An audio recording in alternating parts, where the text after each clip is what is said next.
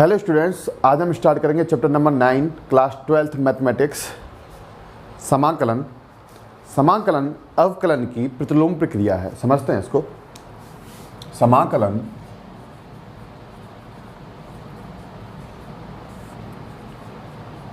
अवकलन की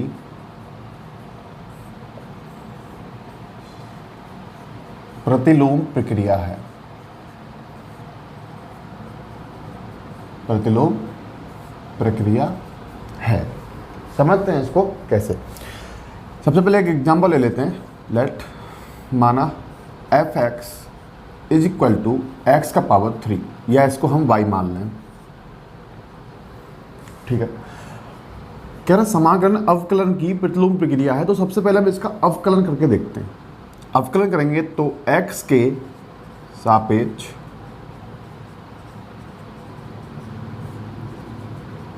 अवकलन करने पर क्या मिलेगा हमें? dy by d x. D y by d x is equal to 3x²। ठीक है। अच्छा, किस फॉर्मूले से आता है ये? D by d x of x का power n is equal to n x का पावर n-1 फॉर्मूले से। अभी हमने यहाँ पे क्या किया? हमने x की पावर 3 का अवकलन किया है। ठीक है। समाकलन में वो हमसे क्या पूछेगा? हमसे पूछेगा कि ये जो 3x² आया है, ये किस फलन को अवकलन करने के बाद आया। हमने यहाँ पे क्या किया? हमने x की पावर 3 का यहाँ पे अवकलन किया है, और हमसे पूछा गया है कि ये जो 3x² आया है, ये किस फलन को अवकलन करके आया। तो उल्टा पूछ रहा है। इस उल्टी प्रक्रिया को हम कहते हैं समाकलन। समाकलन बात समझ भाई? Reverse process of differentiation. ठीक है। इसका एक नोटेशन है जिससे वो पूछता है इंटीग्रेशन इनटू dx। क्या पूछेगा कि 3x² का इंटीग्रेशन कितना होगा, तो हम बोलेंगे रिवर्स प्रोसेस है, प्रतिलोम प्रक्रिया है, इसलिए हम क्या बोलेंगे? x का पावर 3। बात समझ में आई? ये जो समाकलन पढ़ने जा रहे हैं, ये समाकलन है अनिश्चित समाकलन। अनिश्चित समाकलन लिख लेते हैं। अनिश्चित समाकलन। ये अनिश्चित समाकलन क्यों है, इसको समझने के लिए हम एक एग्जांपल ले लेते हैं। f(x) is equal to sine x। ठीक है। एक और एग्जांपल ले लेते हैं। f(x) is equal to sine x plus 120। एक और एग्जांपल ले लेते हैं। f(x) is equal to sine x plus log a। इसका हम करते हैं अवकलन। अवकलन करने पर हमें f(x) कितना मिलेगा? cos x। यहां पर अगर मैं f(x) निकालूं तो साइन का अवकलन होता है cos x, और किसी भी अचर राशि का अवकलन होता है 0। ऐसे ही यहां पर f(x) is equal to sign का हो जाएगा cos x प्लस, अब यहां पर है log a, और इस a के चलते ये जो log है वो एक अचर राशि है। अगर इस a की जगह पे x होता तो हम इसे चर कहते, लेकिन यहां पर क्या है? a, तो ये एक अचर राशि है, और अचर राशि का अवकलन होता है 0, तो लिखेंगे 0। बात समझ में आई? तो अब प्रतिलोम प्रक्रिया करनी है। वो पूछेगा ये जो cos x आया है, ये किस फलन को अवकलन करने के बाद आया। क्या पूछ रहा है वो? Integration of cos x into dx, तो हम बोलेंगे sin x। यहां पर भी अगर हम देखें तो हमें सिर्फ cos x मिला, तो यहां पर अगर हम integration cos x into dx निकालेंगे तो हमें मिलेगा sin x। सेम यहां पर भी cos x है, integration cos x into dx, यहां पर हमें कितना मिलेगा? sin x। बात समझ में आई? लेकिन यहाँ पर हमने इस 120 का आंसर नहीं दिया। यहाँ पर हमने इस log a का आंसर नहीं दिया क्योंकि वो 0 हो गए थे। बात समझ में आई? तो इस 120 इस log a को यहाँ दर्शाने के लिए मैं एक स्विच अचर लेता हूँ। क्या लेते हैं हम? स्विच अचर। स्विच अचर C से डिनोट करते हैं इसको। स्विच अचर कुछ भी हो सकता है। बात समझ में आई? C 120 भी हो सकता है, C log a भी हो सकता है, C 0 भी हो सकता है। ठीक है, यहां पर इस 120 को दर्शाने के लिए मैं ये स्विच अचर जोड़ दूंगा प्लस C। ऐसे ही यहां पर log a को दर्शाने के लिए मैं यहां पर C जोड़ दूंगा। इस C के चलते यहां पर इस शून्य को दर्शाने के लिए मैं यहां पर एक C जोड़ दूंगा। इस C के चलते ये समाकलन अनिश्चित समाकलन बन रहे हैं। क्यों? क्योंकि निश्चित नहीं है कि हमारा जो आंसर आने वाला है वो क्या होगा, इस C की वजह से। क्योंकि ये C बदल रहा है, यहाँ पर 0 था, यहाँ पर ये C 120 था, यहाँ पर ये C log a था। इसलिए इन समाकलन को कहते हैं अनिश्चित समाकलन। बात समझ में आई? ठीक है, यहाँ तक नोट डाउन करो। समाकलन के कुछ बेसिक फॉर्मूले हैं, उनको हम लिख लेंगे और उन्हें याद करेंगे अच्छे से। उन्हीं के आधार पर हमें जितने भी क्वेश्चन हैं वो करने हैं। तो सबसे पहले फॉर्मूले लिख लेंगे।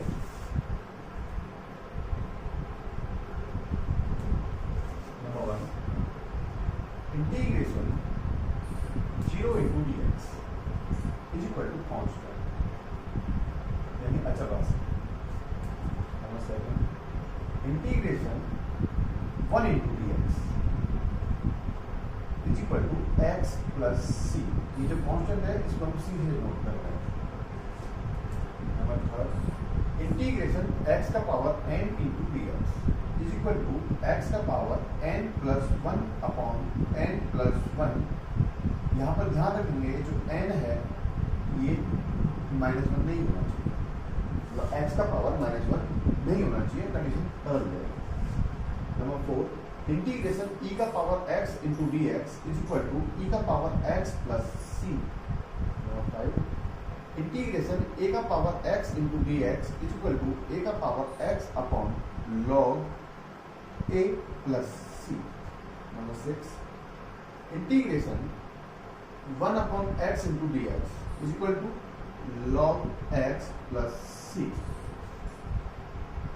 Number 7, integration sin x into dx is equal to minus cos x plus c। Integration cos x into dx is equal to sin x plus c। Integration sec square x into dx is equal to tan x plus c। Integration sec x into tan x into dx is equal to sec x plus c।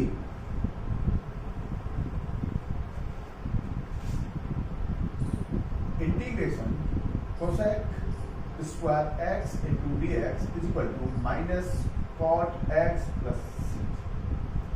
12, integration cosec x into cot x into dx is equal to minus cosec x plus c।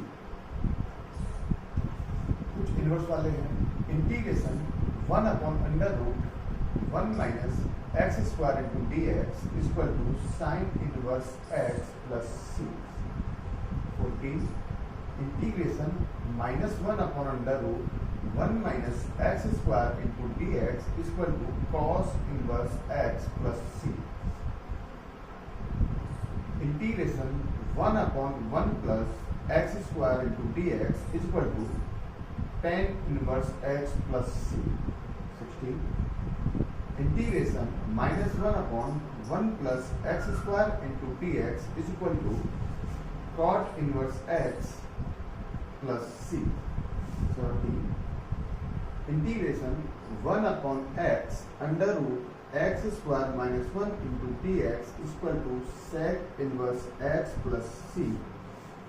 18, integration 1 upon x under root x square minus 1 into d x is equal to cosec inverse x plus c। ये फॉर्मूले याद होने बहुत जरूरी है 9.1 exercise के लिए, आगे भी यही फॉर्मूले काम आएंगे। समझते हैं इन फॉर्मूलों को। इंटीग्रेशन एक्स का power n into d x equal to x का पावर n+1 अपॉन n+1, और हमने कहा कि जो n है वो -1 नहीं होना चाहिए। अगर n -1 हो गया तो इसका मतलब ये हो गया 1/x, और 1/x का dy/dx होता है, इंटीग्रेशन होता है log x plus integration sin x into dx क्या था, -cos x। इसको समझते हैं।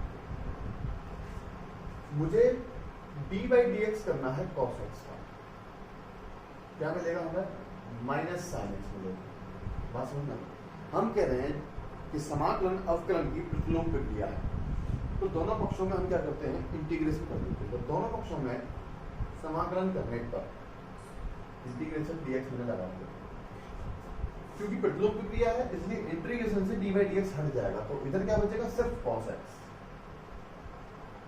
इक्वल, इधर क्या बचा, minus integration sin x into dx। बात समझ में, और ये माइनस है, इसे हम कहीं भी डाल सकते हैं, यहाँ रखो चाहे इसे यहाँ कर दो।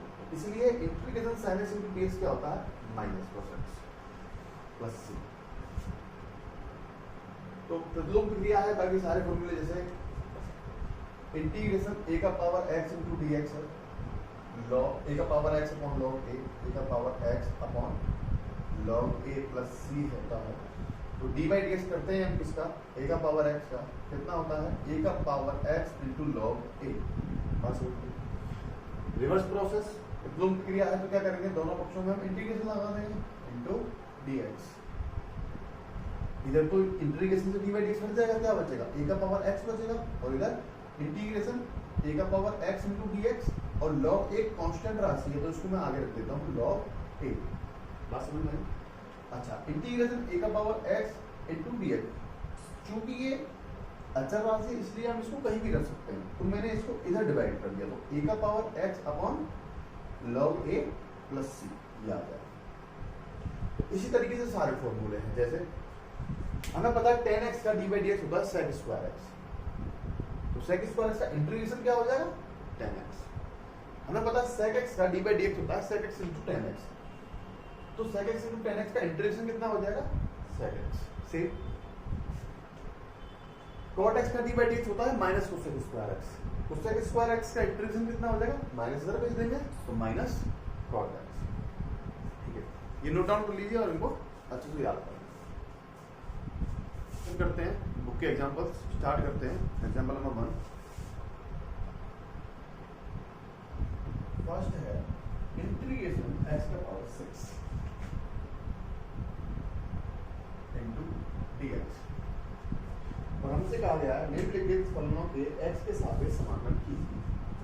ठीक है, तो सबसे पहले तो हमें पहचानना है कि इसमें फॉर्मूला कौन सा लगेगा।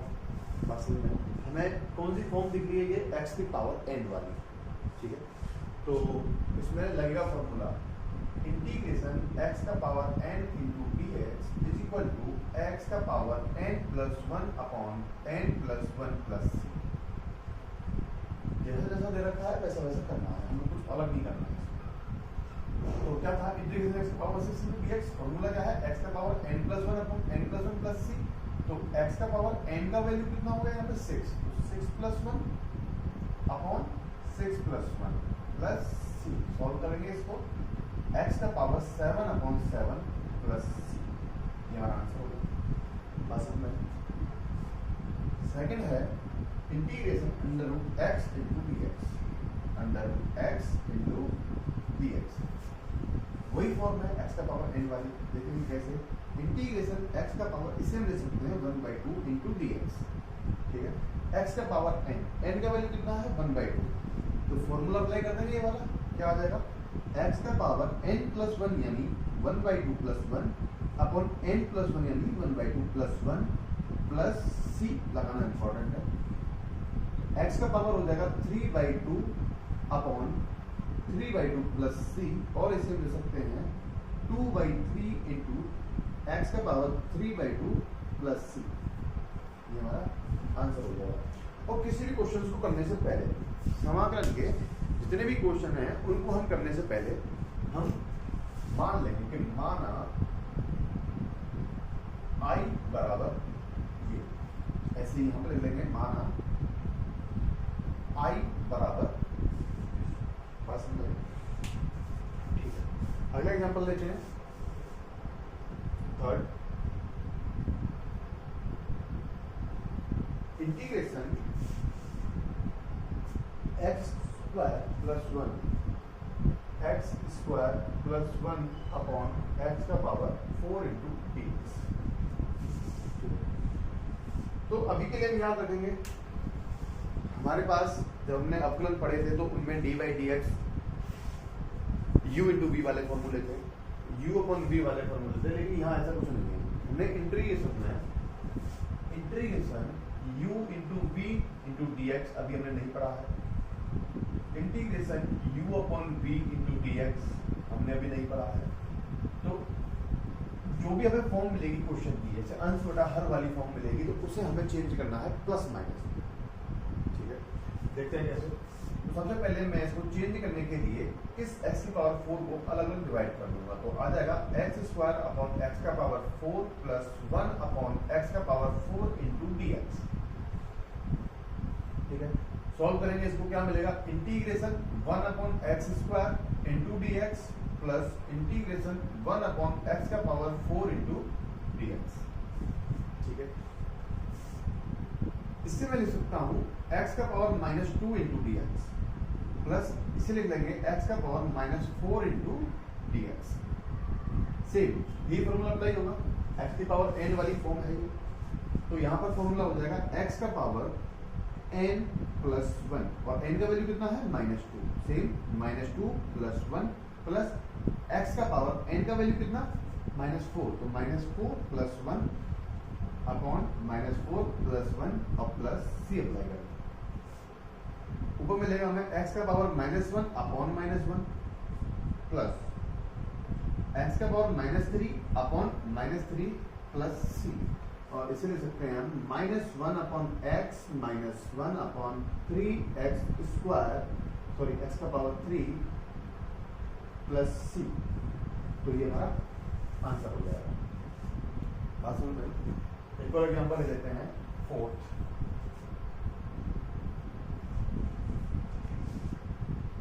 Integration 1 upon under root x, integration 1 upon under root x into dx। इसे भी हम अंश बटा हर है, तो इसे हम अंश में चेंज करेंगे, जो भी हमें मिलेगा उसे हम अंश में लेकर आएंगे ताकि हम उसका इंटीग्रेशन कर सकें। हमने अभी अंश बटा हर वाला कोई भी फॉर्मूला नहीं पढ़ा है, नहीं हमने u इंटू वी वाला इंटीग्रेशन का फॉर्मूला पढ़ा है, तो इन सबको हमें चेंज करना है। जितने भी अंश बटा हर वाले भिन्न मिलेंगे उन्हें हम सिर्फ अंश में लेकर आएंगे। तो इसे मिल लेंगे x का पावर -1/2 इंटू dx। अब हमें n का वैल्यू पता चलेगा -1/2। ठीक है, इसका हम अवकलन कर देंगे, x का समाकलन कर देंगे, x का power -1/2 plus 1 upon -1/2 plus 1 plus c, हमें मिल जाएगा x का पावर 1/2 अपॉन 1/2 प्लस c, और इसे मिल सकते हैं 2 upon under root x plus c। तो ये हमारा आंसर हो जाएगा। बात समझ में? कॉपी करेंगे जी। नेक्स्ट एग्जांपल है example number 2, example number 2, integration ax square plus bx plus c upon x into dx। भिन्न में दे रखा है, अंश बटा हर में, सिर्फ अंश में लेके आना है। तो क्या करेंगे हम, इसे x को अलग अलग डिवाइड कर देंगे। तो एक बात देखो ध्यान से, अगर a plus b upon c दे रखा है तो इसे हम लिख सकते हैं a upon c plus b upon c, लेकिन अगर यहीं पे हमें मिल जाता है c upon a plus b, तो ये करना गलत है। जब हमें ये नहीं कर सकते, हम जो भी हम करेंगे नहीं गलत है।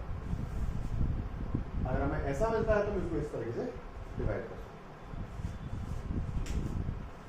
एग्जाम्पल करेंगे तो सबसे पहले हम इसको अलग अलग डिवाइड कर देंगे। x को क्या मिलेगा हमें, हमें मिलेगा integration a x square upon x plus b x upon x plus c upon x into d x.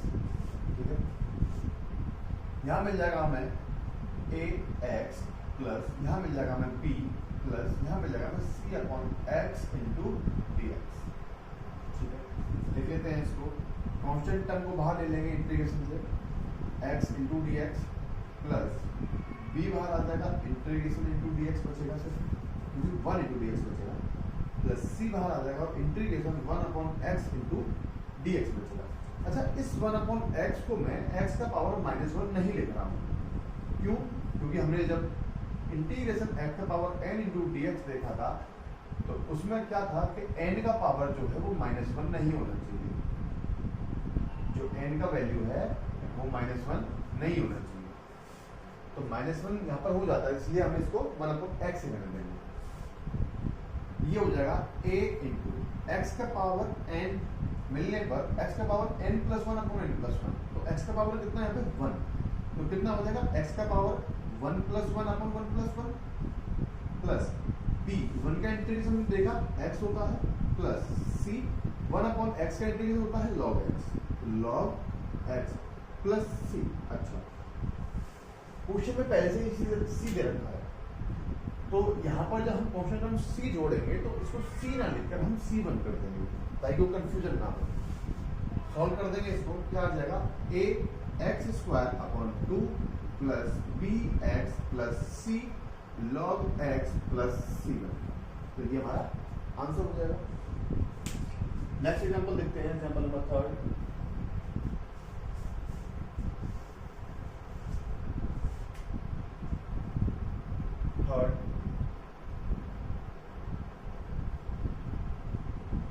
Integration sign square x upon 1 plus cos x into d x माना I बराबर, ठीक है ना, ये अपन को करना है, आई बराबर लिखना है इसको, sign square x upon 1 plus cos x. तो 11th क्लास ट्रिग्नोमेट्री सारे फॉर्मूले में याद होने चाहिए, सारे फॉर्मूले में याद होगा तभी हम इस एक्सरसाइज को अच्छे से कर पाएंगे। तो जैसे यहाँ पर अंश बटा हर में दे रखा है, तो इसे सिर्फ अंश में लेकर आना है, तो साइन स्क्वायर एक्स को मैं चेंज कर दूंगा, जो चेंजेबल है उसे हम चेंज करेंगे। जैसे यहाँ पर एक फॉर्मूला है sine square x plus cos square x is equal to 1। अगर यहाँ से हम साइन स्क्वायर एक्स का वैल्यू निकालें तो हमें मिलेगा 1 माइनस कॉस स्क्वायर एक्स। तो क्या करेंगे, इस साइन स्क्वायर एक्स का वैल्यू हम यहाँ पे पुट कर देंगे, तो क्या आ जाएगा integration 1 minus cos square x upon 1 plus cos x into d x. हमने छोटी क्लासों में एक फॉर्मूला और पढ़ा है, ए स्क्वायर माइनस बी स्क्वायर होता है ए माइनस बी और ए प्लस बी। तो यहाँ पर ए स्क्वायर माइनस बी स्क्वायर हमें दिख रहा है, तो यहाँ पर ये फॉर्मूला अप्लाई करेंगे तो क्या आ जाएगा integration 1 minus cos x a minus b into a plus b upon 1 plus cos x into d x. ठीक है, ध्यान से देखें तो ये कैंसिल आउट हो रहे हैं, तो क्या बचेगा integration 1 minus cos x into d x. ठीक है, इंटीग्रेशन करते हैं 1 का होता है x, तो आ जाएगा x माइनस का sine, integration cos x into d x होता है साइन एक्स, तो साइन एक्स प्लस सी, ये हमारा आंसर हो जाएगा। बहुत सिंपल है, फॉर्मूला बस अच्छे से याद होने चाहिए और जिस तरीके से करते जा रहे हैं उस तरीके से करते जाना है। तो सारे फॉर्मूले इंपॉर्टेंट है, क्लास 11th के भी और इंटीग्रेशन में जो हम पढ़ रहे हैं वो भी। कॉपी करेंगे इसको। नेक्स्ट एग्जांपल नंबर 4, आई बराबर integration x square upon x plus 1 into d x. वही अंश बटा हर में दे रखा है, सिर्फ अंश में लेके आना है, या फिर हमारे फॉर्मूले अप्लाई हो जाए इस फॉर्म में हम इसको कन्वर्ट करेंगे। तो सबसे पहले हम इसमें क्या करेंगे कि अंश में हम एक जोड़ेंगे और एक घटा देंगे। एक जोड़ने और एक घटाने पर क्वेश्चन पे कोई फर्क नहीं पड़ेगा, वो दोनों कैंसिल आउट हो जाएंगे। देखते हैं कैसे, x square plus 1 minus 1 upon x plus 1 into d x हमने किया। अब यहाँ पे 1 से 1 कैंसिल हो रहा है, ऊपर से एक्स स्क्वायर बचेगा जो क्वेश्चन में दे रखा है।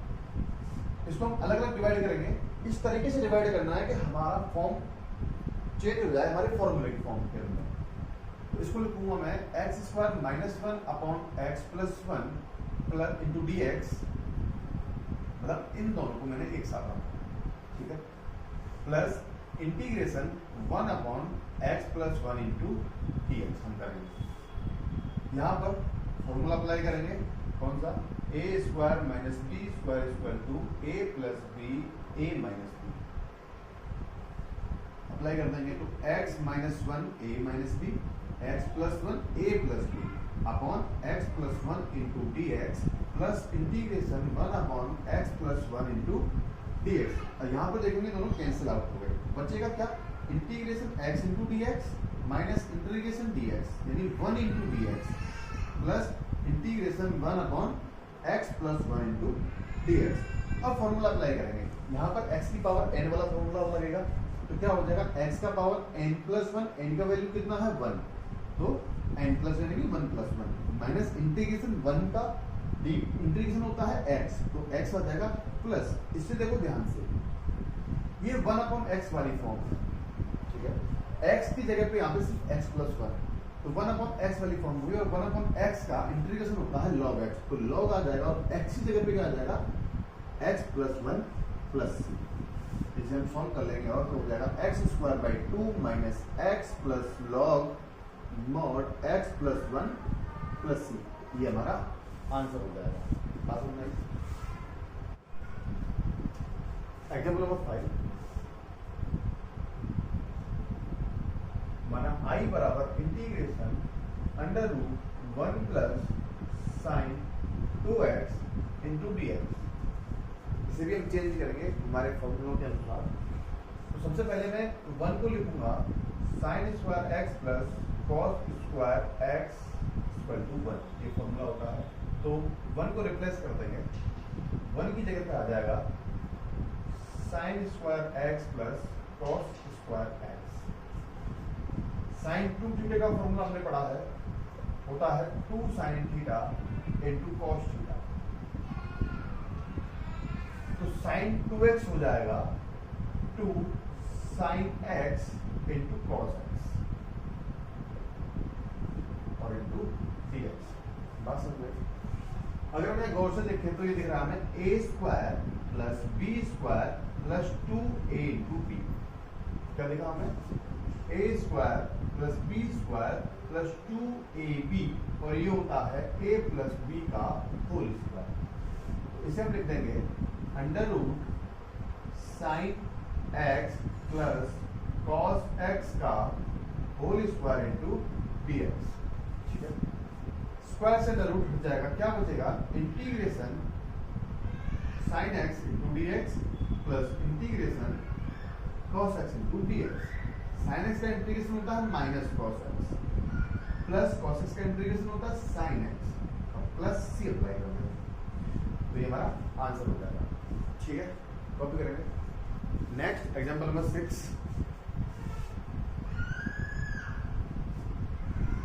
आई बराबर integration 1 minus cos 2x upon 1 plus cos 2x into d x. Formula अच्छे से याद होना जरूरी है। फॉर्मूला कौन सा लगेगा यहाँ पे, 1 माइनस कॉस 2x होता है 2 साइन स्क्वायर x, और 1 प्लस कॉस 2x होता है 2 कॉस स्क्वायर x, और दोनों की जगह पे वैल्यू पुट कर देंगे तो क्या आ जाएगा, integration 2 sine square x upon 2 cos square x into d x, ठीक है। 2 से 2 कैंसिल आउट, क्या मिलेगा हमें, इंटीग्रेशन साइन बटे कॉस होता है 10, तो 10 square x into d x. हमने अभी फॉर्मूले पढ़े हैं, हमने इंटीग्रेशन 10 स्क्वायर एक्स नहीं पढ़ा था, तो इसका हम समाकलन नहीं कर सकते, तो इसे हम चेंज करेंगे। किसमें चेंज करेंगे, इसे हम लिखेंगे, एक फॉर्मूला होता है 1 plus 10 square x is equal to sec square x. तो यहाँ से अगर हम 10 स्क्वायर एक्स का वैल्यू निकालें तो मिलेगा सेक स्क्वायर एक्स माइनस 1, रख देंगे sec square x minus 1 into d x. अब हमें integration sec square x into d x पता है 10x होता है, तो लिखेंगे 10x, और 1 इंटू डी एक्स होता है x, तो 10x minus x plus c, ये हमारा आंसर हो जाएगा। नेक्स्ट एग्जांपल नंबर 7 से भी कर लेते हैं। इंटीग्रेशन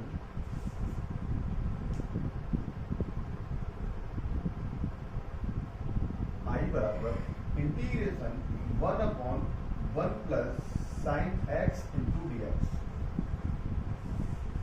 मुझे हर में जब भी 1 प्लस साइन एक्स मिलेगा मैं उसका परमेकरण करूंगा।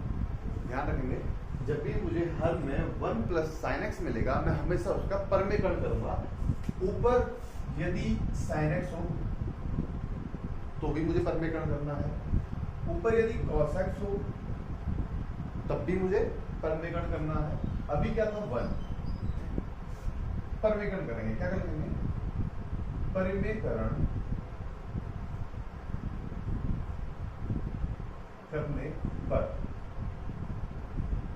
1/1 प्लस साइन एक्स, परमेकरण करते समय हम साइन चेंज कर देते हैं, 1 minus sine x upon 1 minus sine x into d x. बात समझ में आई? क्या हो जाएगा, ऊपर आ जाएगा 1 माइनस साइन एक्स और नीचे ध्यान से देखेंगे तो a प्लस बी और a minus b, a plus b और a माइनस बी, क्या हो जाएगा a square minus b square. a square यानी 1 स्क्वायर माइनस बी स्क्वायर यानी sine square x into d x. हमें क्या मिला 1 minus sine x upon 1 minus sine square x cos square x, cos square x into d x. वही जो करते आए हैं, अलग अलग डिवाइड करेंगे इसको, 1/cos square x into d x हो जाएगा minus integration sine x upon cos square x into d x हो जाएगा। ठीक है, 1/cos स्क्वायर एक्स हो जाएगा सेक स्क्वायर, तो integration sec square x into d x minus integration, नीचे 2 कॉस है तो साइन एक्स बटे कॉस एक्स क्या बन गया tan एक्स, और 1/cos एक्स क्या बन गया sec x into d x. Sec square x का इंटीग्रेशन बताया है कितना होता है tan एक्स, और sec x into tan x का हमें पता है कितना होता है सेक एक्स, तो tan x minus sec x plus c, ये हमारा आंसर हो गया। आज की वीडियो लेक्चर में इतना ही। आगे हम पढ़ेंगे एक्सरसाइज 9.1 और फॉर्मूलों को अच्छे से याद करना है, रिवीजन करते रहना है। And stay home, stay safe. Thank you.